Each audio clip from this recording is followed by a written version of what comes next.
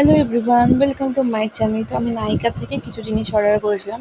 তার মধ্যে দুটো হচ্ছে পিএসির একটা ফাউন্ডেশন, শেড নাম্বার 3.5, আর ইনসাইডের একটা যেটা হচ্ছে ওয়াইন কালারের নেল পলিশ। এগুলোই তোমাদের সাথে শেয়ার করবো। তো দেখো, এটা হচ্ছে ইনসাইডের নেল পলিশ, দেখা যাচ্ছিল না লাইটে।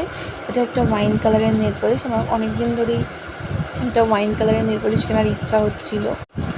একটা শেড আমি দেখেছিলাম জুডিওতে, যেটা আমার খুব ভালো লেগেছিলো, কিন্তু তখন নেওয়া হয়নি, কোনো কারণে নিইনি। তো ওই শেডটার মতো না, তবুও ওয়াইন কালারের একটা শেডের নেল পলিশ নিয়েছি, আর পিএসির একটা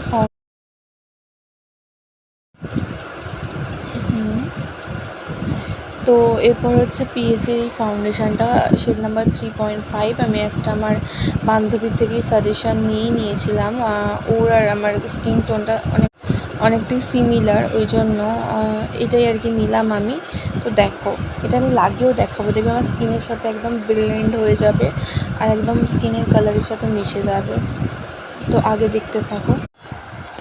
এই ফাউন্ডেশনটা একটু অ্যাফোর্ডেবলের মধ্যেও ছিল, আর আমি দেখেছি অনেকেও ইউজও করতে। এটা তোমার বেশ ভালো, আমার তো বেশ ভালোই লেগেছিলো। আর আমি লাগিয়ে যেটা দেখলাম, স্কিন টোনের সাথে আমার ম্যাচ করেছে। আমি শুনেছি এটা যে ডিটক্সিফাই হয়ে ব্ল্যাকিশ ভাবটা অতটা হয় না, তবে আমি কখনো ইউজ করিনি।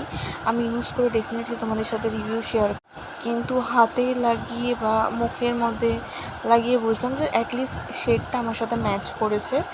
আর অনেকে যেহেতু ইউজ করে, তো আমিও আশা রাখবো যে ওটা ভালো হবে ফাউন্ডেশন। এরকম আরও আনবক্সিংয়ের ভিডিও আসবে। তোমরা যদি আমাকে ঠিকঠাকভাবে সাপোর্ট করো গাইস, তাহলে আমি যেগুলো ইউজ করি, যে জেনুইন রিভিউ, সেগুলোই তোমাদের সাথে শেয়ার করব। Thank you for watching. আগে দেখতে থাকো কি